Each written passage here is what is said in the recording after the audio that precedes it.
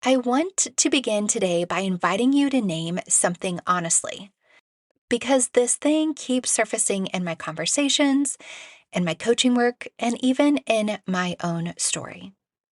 And it's this: a lot of faithful women are tired. Faithful women like you.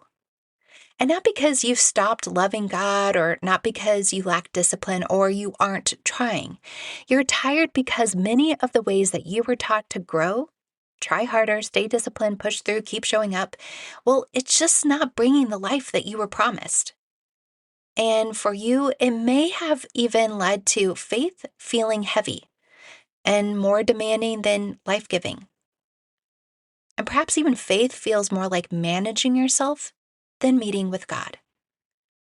Underneath it all, I imagine that there's a fatigue settling in, and with a question that sounds something like this: why does this faith thing, this life, feel harder than it should?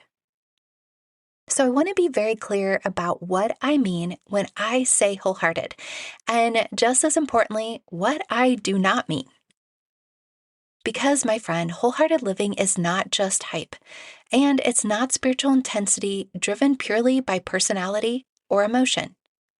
Wholehearted living is what happens when you stop trying to manage your faith through responsibility and start responding to God from belovedness.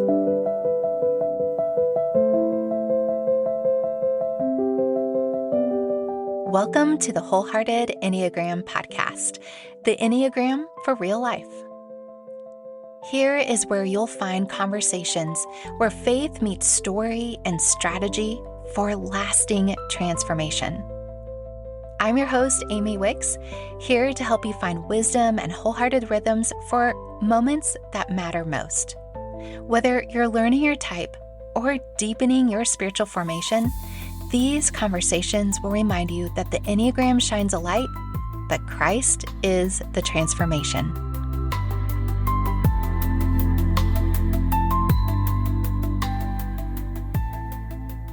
Here's the heartbeat behind everything that I share here on the podcast, in my emails, and even on social media. And that is, transformation doesn't only come from dramatic breakthroughs. It comes from a formation that unfolds slowly through perseverance, wisdom, and a whole lot of grace. Wholehearted formation is slow. It's deeply relational, and it's formed on biblical principles. Now, I didn't learn this principle because something suddenly worked.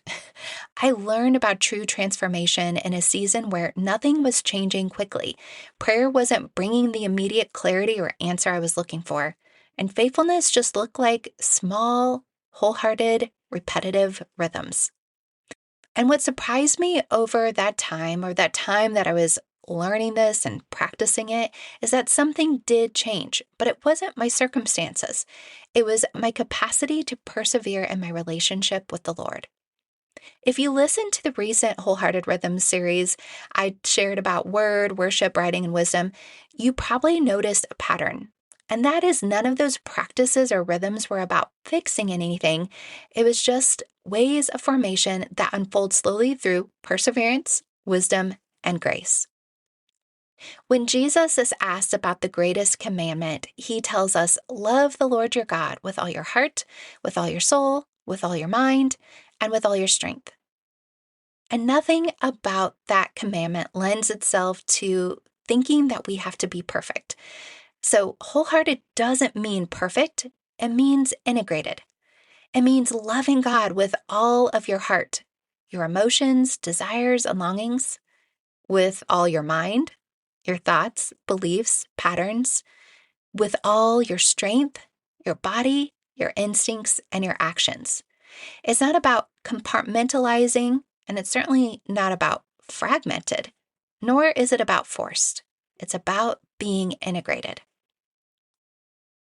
And one of the reasons I feel confident that I can share this wholehearted framework and concepts and rhythms with you is that Scripture never assumes your heart is automatically whole, or that my heart would be automatically whole. In fact, the Bible names many different heart postures that we might experience, or that those that have something to tell us experience. The Bible names broken hearts, divided hearts, faint or weary hearts, hardened hearts, and even double-minded hearts. And all of that tells me something important.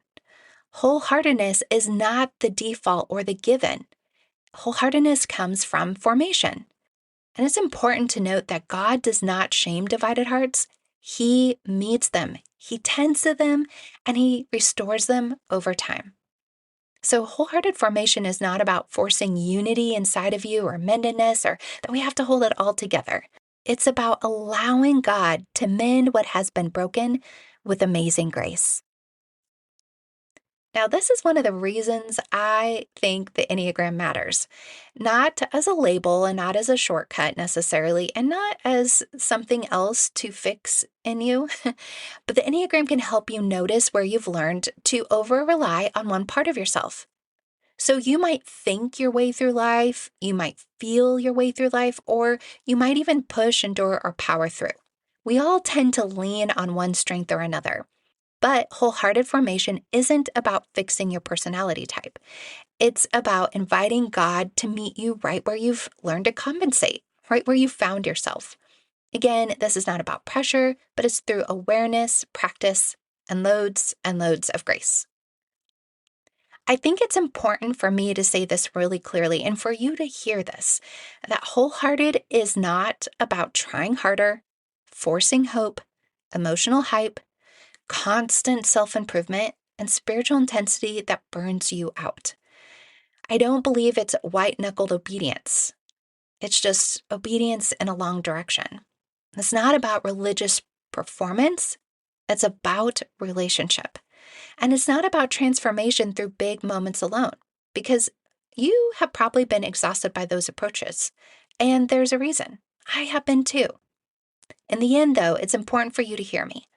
I'm not rejecting spiritual disciplines, but I'm inviting you to reorder your spiritual disciplines around love, specifically God's love. Scripture tells us very clearly that we love because He first loved us, and wholehearted living is always a response. It's not a requirement. You can choose to reject it. You don't show up to earn God's love. You show up because you're already belonging. You already are loved. And that's why rhythms matter more than just resolutions.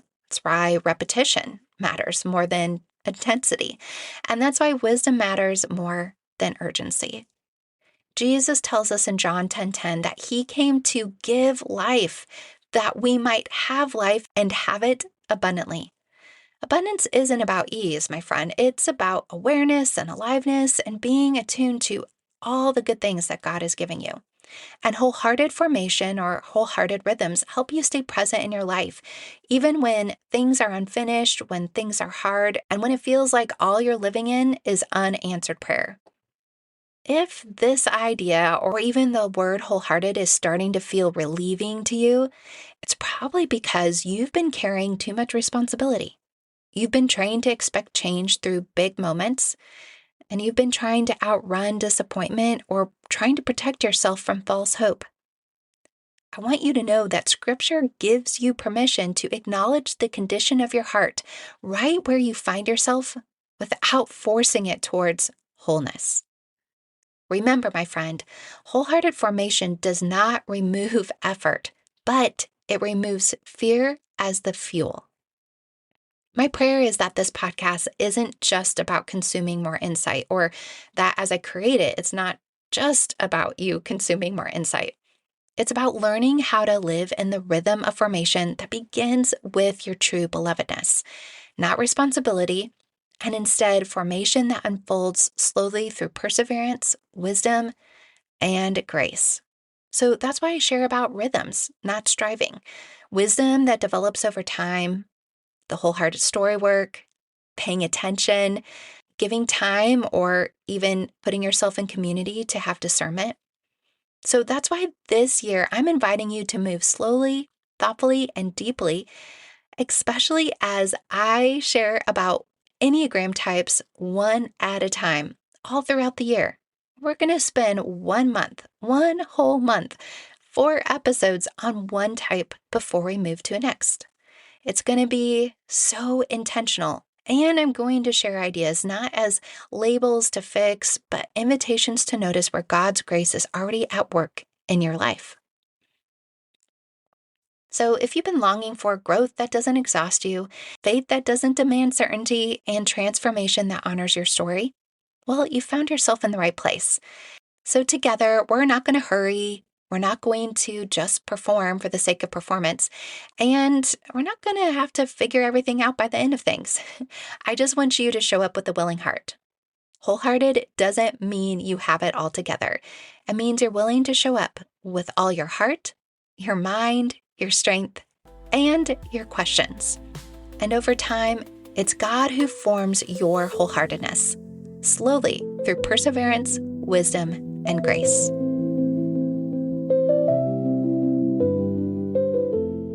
Thanks so much for joining me for the Wholehearted Enneagram podcast. If this conversation spoke to you, please share it with a friend.